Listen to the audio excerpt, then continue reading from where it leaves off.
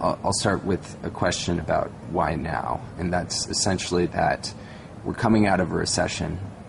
That's debatable, but signs are right now that the economy is beginning to grow again, although jobs are still taking a hit.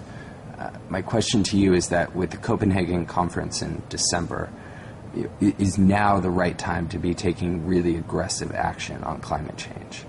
Well, the hour is very late, and Copenhagen is really our best chance. I mean, the last time we got the nations of the world together was at Kyoto, and that was, more than 10 years ago.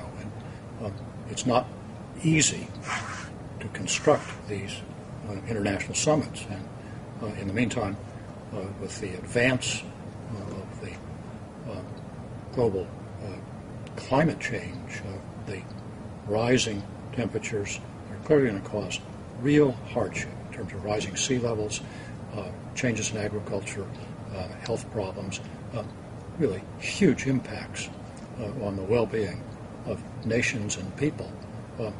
We just have to come together and get it done. So, listening to everything that you've said, this isn't really a new revelation. That we've known that climate change is a serious issue. We know what some of the effects could be. We've maybe even witnessed some of the effects already. But what's going on here? Why hasn't there been action taken beforehand? Why are we in 2009 and talking about whether or not to take action? Well, it's a tough issue, frankly, because the effects, which are inevitable, are going to be very damaging and very real, are not something that you see in your day-to-day life. You really need to understand that these are cumulative effects, and they're going to have an enormous impact in our lifetime and on the next generation. When you're busy raising kids, trying to earn a living, it's a little hard to understand in the face of all the problems we face next week, next month, why it's important. But it surely inevitably is. And for the sake of the planet, for the sake of our countries, most importantly, for the sake of our immediate families, our kids and our grandchildren, we have a deep moral obligation to deal with this rather than sort of casting all the potential wreckage, the human wreckage, the ecological wreckage, the relocations of tens of millions of people, the implications for national security, just blithely ignoring them and saying it's not happening tomorrow and therefore it's not our concern. It is our concern. It is a moral issue. May I ask a question? Yeah, go ahead. You mentioned how taking action will affect generations in the future, and you also, when you spoke with the Marshall Scholars, you sort of challenged them to take on the issue as the issue of their generation. Could you expand on that a little bit? Well, I think each generation, faces its own set of problems, and heaven knows there are plenty of them confronting us in this world. But in terms of the pervasiveness of the effects, this is surely the largest and the most difficult problem we face. It's not going to be solved in one conference. The beginning surely lies at the end of the road to Copenhagen, but it's going to take a personal effort in terms of a conservation ethic, in terms of, in the United States, for example, putting more pressure on our elected representatives to pass a climate change bill, in our support for reduction of energy use efficiency, better technologies. The solution is all of us. It's not just Copenhagen, and it'll be with us for our lifetime in terms of the way we work and use the economic and political system to make millions of individual and collective choices about how we live, about efficiency, about a pervasive move from a carbon-based energy system to renewable sources.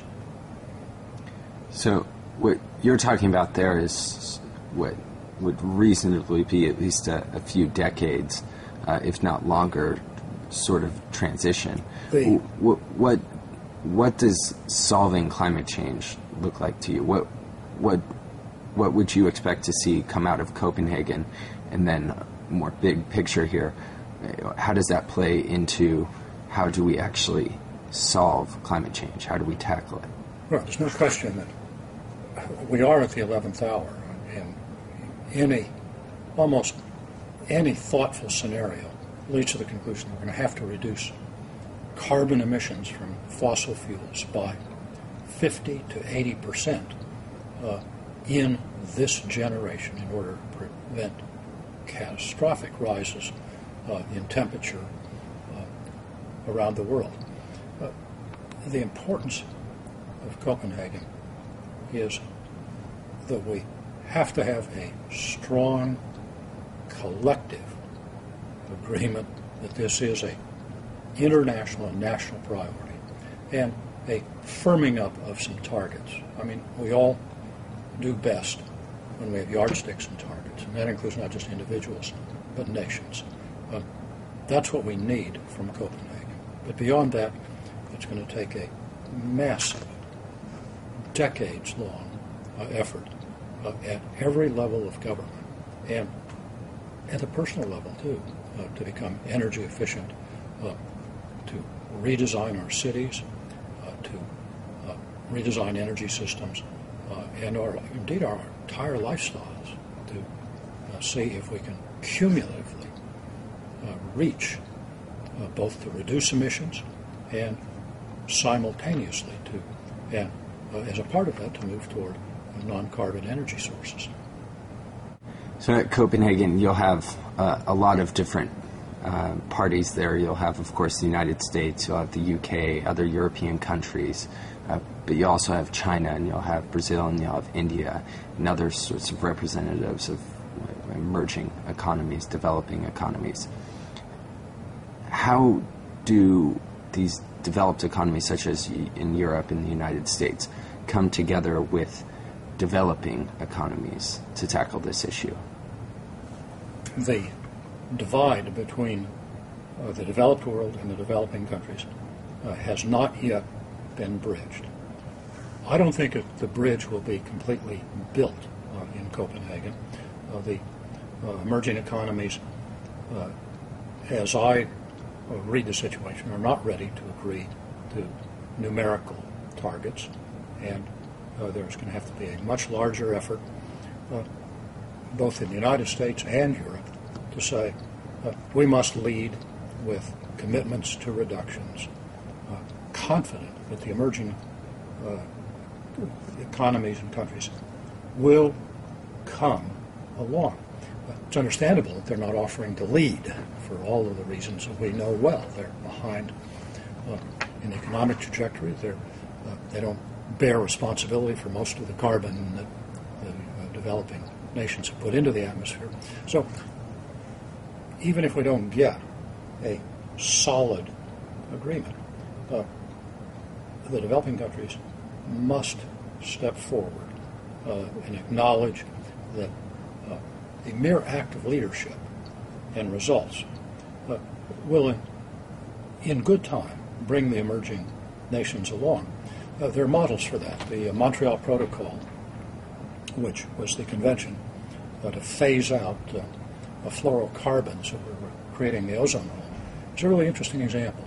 The developing countries in step one after the Montreal Protocol went ahead with reductions, and the developing countries came along in step two, driven by the leadership example and the incentives that were set up through the leadership of Europe and the United States. I think that's the model that will probably come out of Copenhagen.